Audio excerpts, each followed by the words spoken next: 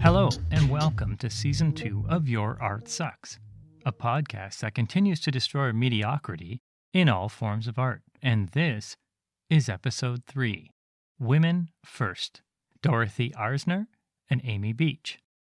In this episode, we will look at the two extraordinary artists who broke through the many barriers they faced to become recognized and respected for their drive, determination, and above all, their talent. This is going to be a great episode and one that will gift all of us with methods to improve our creative processes. And, hopefully, by the end of the episode, we will also stoke those internal fires to fight against obstacles we face every day in producing our work. So let's get to it. A few weeks ago, while I was researching episode 2, I came across the Wikipedia page for Henrietta Johnston. Her full name is Henrietta Dupolio Daring Johnson, and she, as I would come to learn, is credited as being the earliest recorded female artist in the English colonies in North America, which, for the sake of the wiki page, appears to be around 1708. Now, there's not a lot of information on this pioneer, but what was there is absolutely fascinating. Her struggles against horrible events like escaping persecution and violence in Ireland for being a Huguenot Protestant and landing in England with her family at age 12, the early death of her first husband, which left her poor and with children, and the eventual death of her second husband to a boating accident were wholly daunting. But in spite of these horrible events, Henrietta used her talents as a portrait painter to pay the bills and keep her family out of poverty at every step along the way. Her second husband, Gideon, is quoted as saying, "Were it not for the assistance my wife gives me by drawing of pictures, I should not have been able to live." Persecuted and widowed twice, the fact that she was able to succeed was a monstrous accomplishment to be sure.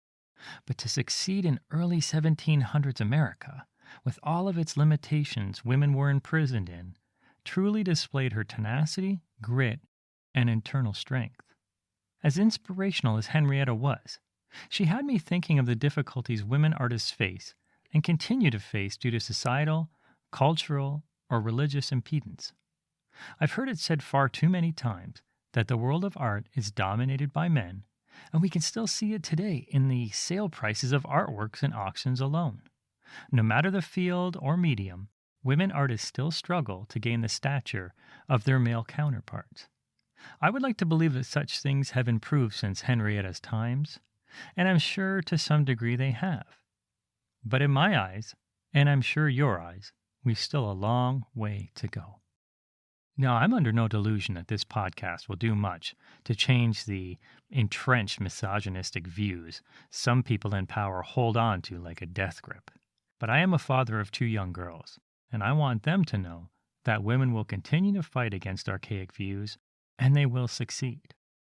And to support that, let's have a look back at some very fine examples of creative talents who've been able to break through the glass ceilings. First off, we have English-born author and actress Susanna Rosen.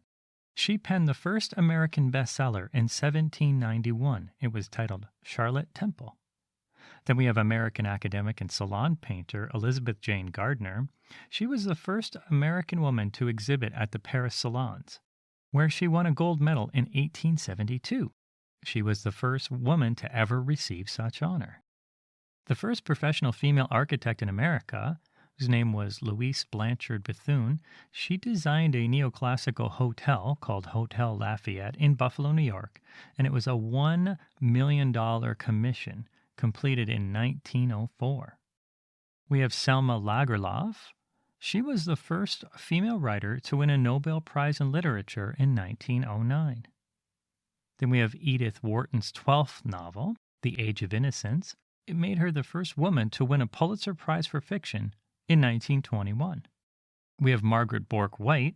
She was hired by Life magazine in 1936 as the magazine's first female photojournalist. We have Ellen Taft Zwilich. She was the first female composer to win the Pulitzer Prize for music, and she did so in 1983. Think about that, 1983. That's not that long ago, and she was the first female composer to do so. In 1987, we have Aretha Franklin. She was the first female performer inducted into the Rock and Roll Hall of Fame. Like, that just is, I don't understand that. In 87, I certainly understand Aretha Franklin, extremely talented. But in 1987, you're saying that nobody prior to her deserved to be in the Rock and Roll Hall of Fame. It's crazy. Now, undoubtedly, I could go on. This is a really small sample of the achievements women have earned in the past 100 plus years in the arts. But I want to move forward to take a deeper look into the two artists featured in this episode. The first of which is Dorothy Arzner. With a film career spanning from 1919 to 1943, 15 years of which were spent as a director, Dorothy Arzner remains the most prolific woman studio director in the history of American cinema. Let's see how she would manage to break through. Now, Arzner grew up in Hollywood, California, where her father owned a restaurant which was located right next to a theater, and it was really popular with actors at the time. After going through school to pursue a career as a doctor and serving in World War I as an ambulance driver, she returned to Hollywood to work in film. Right from the outset, her goal was clear. She said this, she said, "If one is going to be in the movie business, one should be a director, because he was the one who told everyone else what to do." Through her many connections with director William C. DeMille, now that may be a name that you may know, because for anybody who watches the Oscars or who knows anything about cinema, you're going to understand the name Cecil B. DeMille. There's a prize in his honor. So, yeah, this is his brother William C. DeMille. And through him, Arzner got a job as a stenographer in 1919 at famous players Lasky Corporation. That later became Paramount Pictures. She moved on to be a scriptwriter and was promoted to film editor within 6 months, and she quickly mastered the job. Her first assignment as an editor was in 1922 for the renowned classic Blood and Sand. That starred Rudolph Valentino. For anyone who doesn't know who he is, he was like the heartthrob of the time. He was in a lot of movies, very famous fellow, and quite the woman magnet. Dorothy was soon receiving accolades for the high quality of her work in every project she had a hand in. Through her obvious talent, Dorothy would go on to cut and edit 52 films before threatening to move on to a rival production company if she were not given the role of director. So Paramount, fearing that they would lose her, and it would have been a big loss for them, in 1927, they put her in charge of the film Fashions for Women, which, funny enough, was a financial success for the company. It was clear to everyone who worked with her that she wasn't going to sit on the sidelines in a male-dominated field. They learned fast that she was the golden ticket, and they best follow her lead. While Fashions for Women was a success, she wasn't one to settle. She continued to create works that resonated with audiences. After 3 more successes, they would have been 10 Modern Commandments in 1927, Get Your Man in 1927, and Manhattan Cocktail in 1928. Arzner was entrusted with the studio's first sound film starring Clara Bow, and that was called The Wild Party, and that was in 1929. She had been an editor on the silent version of the film, which was released years earlier. So here we have a female director to direct Paramount's first film with sound. And that was a huge gamble for the studio, as sound was an emerging science at the time. As fantastic as that was, there's an even bigger picture we need to understand here, one that underscores Dorothy's uniqueness at the time. You see, she wasn't only the first female director to work on a sound film. She was the only female director working in 1930 throughout the entire United States. The only one. She's just absolutely a true pioneer. And while we're talking about her first, let's not forget to mention another one. She was the first woman, too, in 1936, to join the Directors Guild of America. Yes, she was a woman who had many firsts. But in regards to the question of gender and whether it hindered in any way, what I found equally interesting about Dorothy was that it was a non-issue for her. She's been quoted as saying that she found men that she worked with to be very agreeable to her and her direction. There was no pretense on her sound stages. She was the one in charge, that was very clear, and she had a talent that others wanted to learn from. The fact that she was a woman didn't work its way into her movie sets or into her life. Now, there may have been others who wanted to hold her back because of their misogynistic leanings, and maybe they weren't hidden in 1930, they were pretty clear about it. But Dorothy, she was having none of it. To her, all that mattered was her talent and that the works speak of her level of talent. Now, while gender may not have been a personal issue for her, Dorothy definitely made sure that any films she directed had a very strong female character. Many of the films she directed challenged objectification and the barriers society held against women in that time. Because of the controversial nature of this, her films could have been absolute failures when released. But the opposite was true. Her successes were many, and her career lasted 24 years. And it only ended when she decided that she had had enough. If there's one thing we can say about Dorothy, is that she lived on her own terms. But unfortunately for some, talent alone wouldn't allow them to break free from the cultural shackles that would attempt to restrain their potential. In this regard, we can turn our focus to the prodigy that was Amy Beach. What can I say about Amy Beach that would encapsulate the scope and depth of her talent? How can I tell you about someone who stands out, to me, as an absolute genius who, if she lived today, would inspire so many with her numerous abilities? Well, how about we talk about her early life, because there were signs that Amy was not your average child. Born in New Hampshire in 1867, Amy's family was chock full of talented individuals, from her pianist mother to her sister Emma, who taught voice lessons, and even Emma's daughter. She went on to study art in New York, Boston, and Paris. So we see that there's an underlying disposition in the genes of the family. Now, when Amy began to show a tendency towards creative outlets, it really came as no surprise to anyone. What was shocking was when Amy was a year old, she could sing 40 songs from memory. At age 2, she understood counter melody, which is secondary to the melody and normally plays somewhat a subordinate role, but it's played simultaneously. Now, at age 3, she taught herself to read. Yes, I said she taught herself to read at age 3. There's no doubt in my mind, and there really shouldn't be in yours, that we're talking about a prodigy here. But it continues. At age 4, she composed 3 waltzes for piano in one summer when she was away from home. And she did it without actually having access to a piano. She memorized these waltzes and played them when she returned home. Now, while her parents were understanding of her talent, they did act to restrict her out of some need to impose their parental authority. Piano was limited unless she learned under her mother's guidance. Despite that control, outbursts would come from Amy if anyone played music in the house that she didn't approve of. Yeah, she's very spirited when it came to music selection. It may be easy to say that her parental interference was maybe a negative impact on Amy's life, but it actually benefited her. At her young age, she would give public performances, and many people came to understand that Amy was a true talent, and they wanted to capitalize on it. Fortunately for her, she was protected from such dubiousness. This allowed Amy to grow unfettered and allow her to be taught by more notable teachers in Boston, where her family moved to.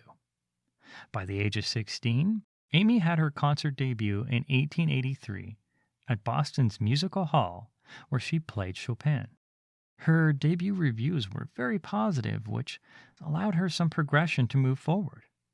Now, to some, her age and possibly her gender generated thoughts that she couldn't keep up with a regular orchestra. And during a rehearsal performance for Mendelssohn's Concerto in 1885, when the conductor slowed the orchestra during the last movement, kind of attempting to go easy on her, Amy responded.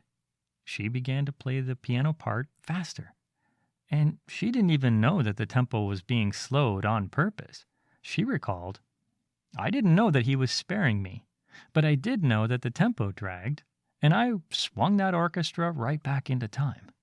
Here we see a purist who set the pace for others and put them in their place.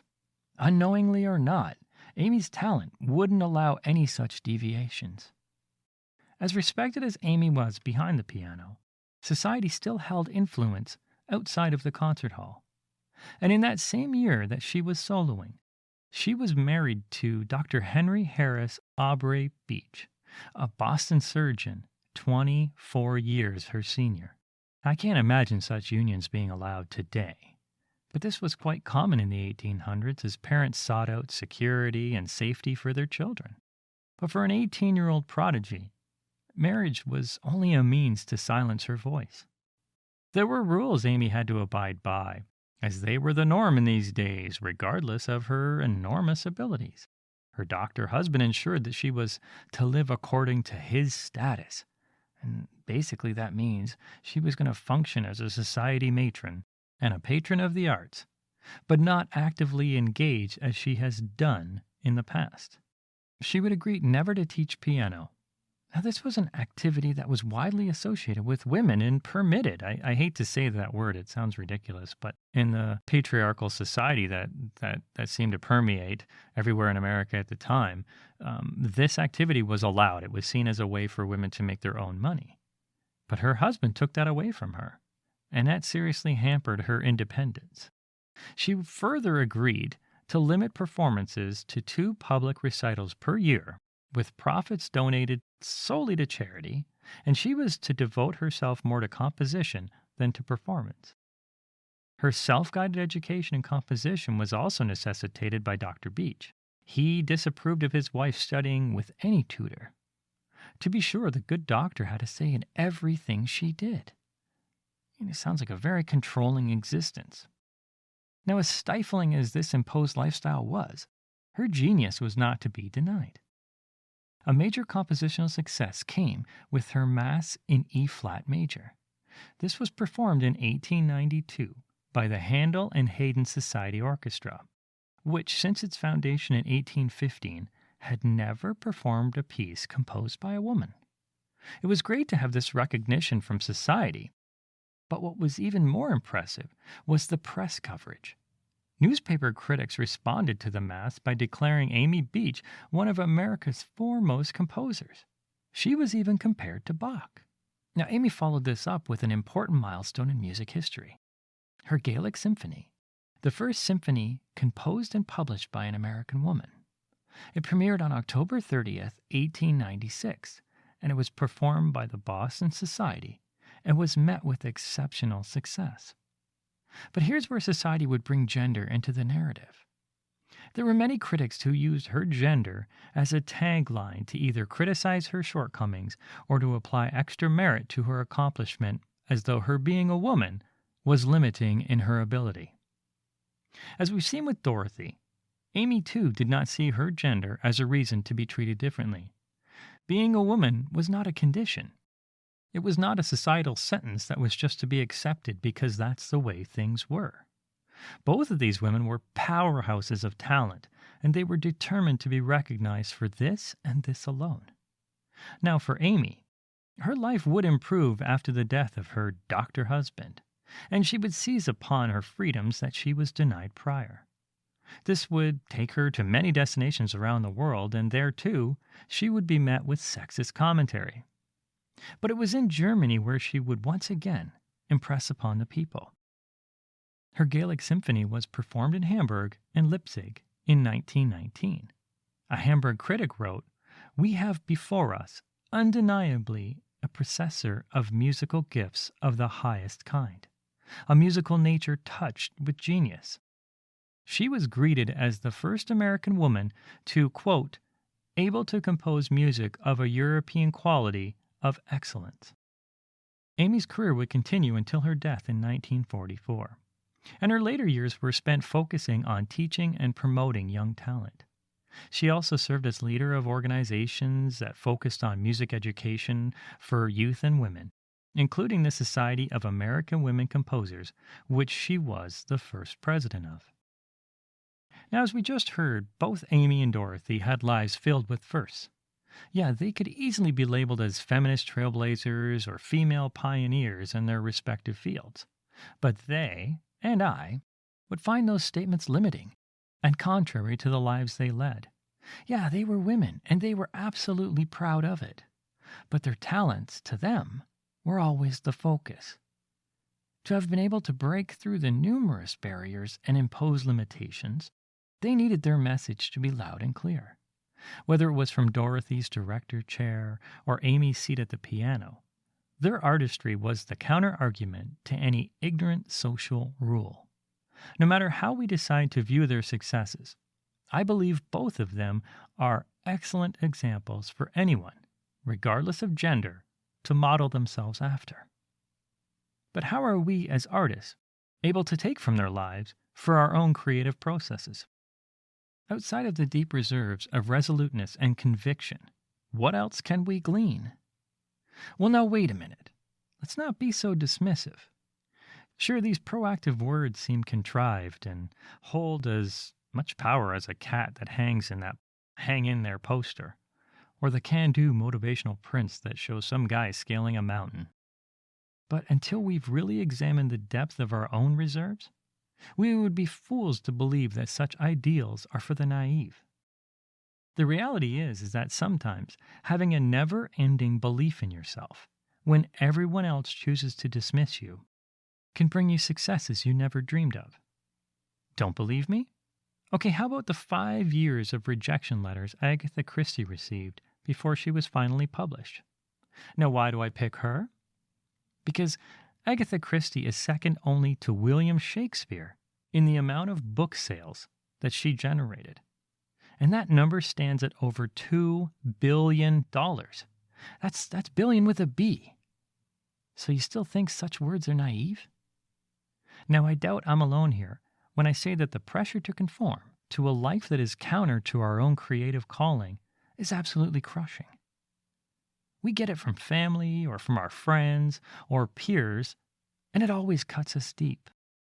I'm sure Dorothy and Amy, they were probably told 1,000 times that they can't do the things that they want to do. And I'm sure I'm also not alone when I say that the desire to quit when everything screams at us to just give up this foolish career is one that all artists struggle with each and every day. But here's where we need to gut check ourselves. Here is where we need to dig deep. And without that well of reserves to pull from, we can end up suppressing that voice that calls us to our purpose. Did Dorothy want to give up some days? Did Amy want to give up? Did Henrietta want to quit after both her husbands died and she was left penniless? You're damn right they did. But we know they didn't. And we know that the only reason they didn't is because of the absolute belief in their talents.